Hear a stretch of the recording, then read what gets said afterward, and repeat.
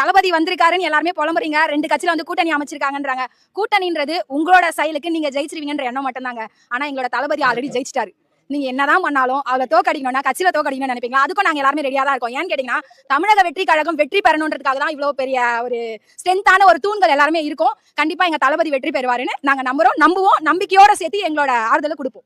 Sir எத்தனை தொகுதியில ஜெயிப்போம்ல, already நாங்க ஜெயிச்சிட்டோம். எல்லாமே வந்து வலுவா இருக்கீங்க. வலுவா இருந்து நீங்க வருஷ கணக்கா காலங்கள் கணக்கா நீங்க வந்து உங்களோட கட்சியை வந்து ரன் பண்ணிட்டு இருக்கீங்க.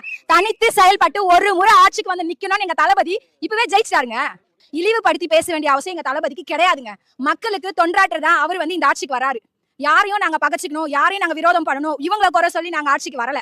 ஆட்சின்றது தமிழக மக்களா ஆளக்கூடிய ஒரு நபர். அவர் இவ்வளவு நாள் படத்தை எடுக்கக்கூடிய ஒவ்வொரு படத்துக்கும் வந்து தரமான சம்பவம் இருந்தது. இந்த தடவை அவரோட படத்தையே ஸ்டாப் பண்ணி வச்சீங்க. எதனால பண்ணீங்க? இவ்வளவு பயம் இருக்கு. ஆனா எங்க தளபதிக்கு பணமோ காசோ இல்ல மத்தவங்க மாதிரி குவார்டர் பிரியாணி அப்படியெல்லாம் கொடுங்களா. அவரோட மனசு, அவரோட உண்மையான முகம், நான் இதுதான், நான் இப்படிதான், என்னோட வருமானத்தை தாண்டி நான் உங்களுக்கு சேவை செய்யணும்னு வராரு பாருங்க. இதுவே போதுங்க எங்களுக்கு. தகுதி இல்லைன்னு சொல்றதுக்கு முதல்ல இப்ப நாங்க என்ன கேட்கறோம்னா, இத்தனை வருஷம் ஆண்டவங்களுக்கு என்னங்க தகுதி இருக்கு? என்ன தகுதி இருக்கு?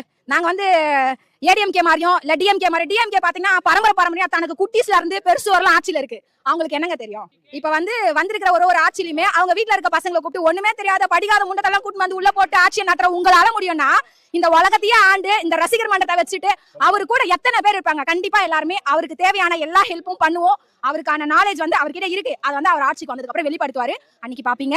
தமிழக வெற்றி கழகம் ஆல்ரெடி வெற்றி தாங்க.